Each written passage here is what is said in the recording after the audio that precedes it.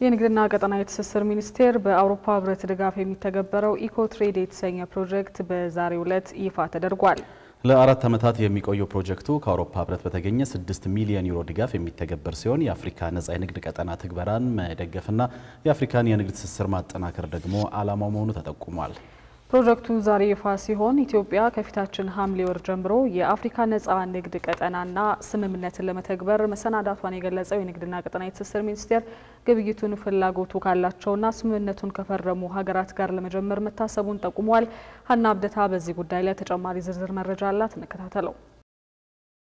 የአፍሪካ ነጻ የንግድ ቀጠና ስምምነት በአውሮፓውያኑ አቆጣጠር በ2018 በሩዋንዳ ኪጋሊ መፈረሙ ይታወሳል።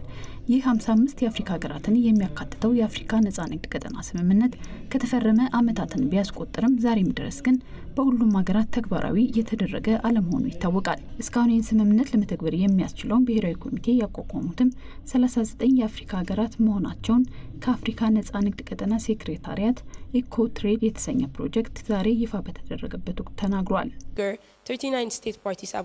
39 ሀገራት ብሔራዊ የትግበራ ኮሚቴ አቋቁመዋል። ከነዚህም ውስጥ 29 የሚሆኑት በስራ ላይ ናቸው። 16 ሀገራት ደግሞ የሀገራቸውን የአፍሪካ ነጻ ንግድ ቀጠና ስትራቴጂን አዘጋጅተዋል። 9 ተጨማሪ ሀገራትም ስትራቴጂያቸውን በማዘጋጀት እያጠናቀቁ ይገኛሉ።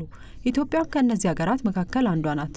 ዛሬ በይፋ ትግበራው መጀመሩ የተገለጸው ኢኮትሬድ የተሰኘው ፕሮጀክት በኢትዮጵያ ወደ ተግባር ለመለወጥ የታሰበውን የአፍሪካ ነጻ ንግድ ቀጠና ስምምነትን የሚያግዝ ከመሆኑን ባሻገር የግል ዘርፉን ማብቃትና የአቅም ግንባታ ስራዎችን ማከናወንን ዓላማ እንዳደረገን የሰማ ነው። ለፕሮጀክቱ የአውሮፓ ህብረት 6 ሚሊዮን ዩሮ ድጋፍ እንዳደረገም ተነግሯል። ፕሮጀክቱ ኢትዮጵያ ወደ አህጉራዊ ንግድ ጥምረቱና ትስስሩ ለመግባት የምታደርገው ጉዞ መደገፍ፣ በዚህ ስራ የሚሳተፉ ተቋሞችን ማገዝ፣ ቀድሞ ስራ ከጀመሩ ሀገራትም ተጨባጭ ልምድ ማግኘት እንዲገኝ ማድረግ፣ የግሉ ዘርፍ የሚያስፈልጉትን ደረጃዎች አሟልቶ በስርዓቱ ውስጥ ተሳታፊ እንዲሆንና በኢትዮጵያ ኢኮኖሚ ውስጥ ጉልህ ድርሻ እንዲኖረው ማድረግ ነው። የአፍሪካ ነጻ ንግድ ቀጠና ስምምነት 1.4 ቢሊዮን የሚሆኑትን የአፍሪካ ህዝቦች በማቀራረብ 3.4 ትሪሊዮን ዶላር ግምት ያለው አህጉራዊ ገበያን የሚፈጥር እንደሚሆን የሚጠበቅ ሲሆን ኢትዮጵያን ስምምነት ለመተግበር የሚያስችላትን ዝግጅት እንደጨረሰችም በዚሁ ጊዜ ተጠቁሟል።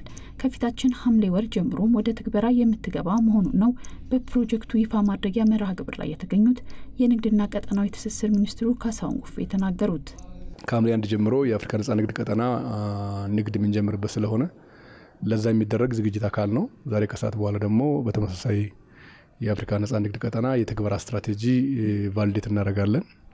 የታሪፍ ቡኩ እየታተመ ነው ያለው፣ ፈንዱ እየተዘጋጀ ነው ያለው። ስለዚህ ዙሪያ መለስ ዝግጅቱ በተሟላ መልኩ እየተቀላጠፈ ነው ያለው። ከ2 ሳምንት በኋላ በይፋ ትግበራ የምንጀምርበትን ፕሮግራም ላውንች የምናደርግ ይሆናል ማለት ነው።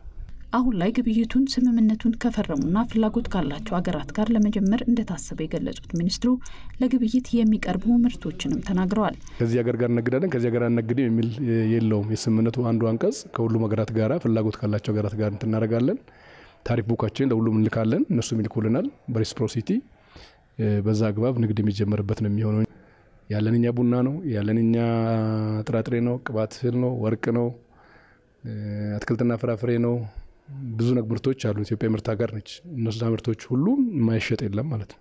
ወደ 14-15% አካባቢ ኢንትራ አፍሪካ ትሬድ ነው። ኢትዮጵያ ከአፍሪካ ሀገራት ጋር ነው እየነገደች ያለችው።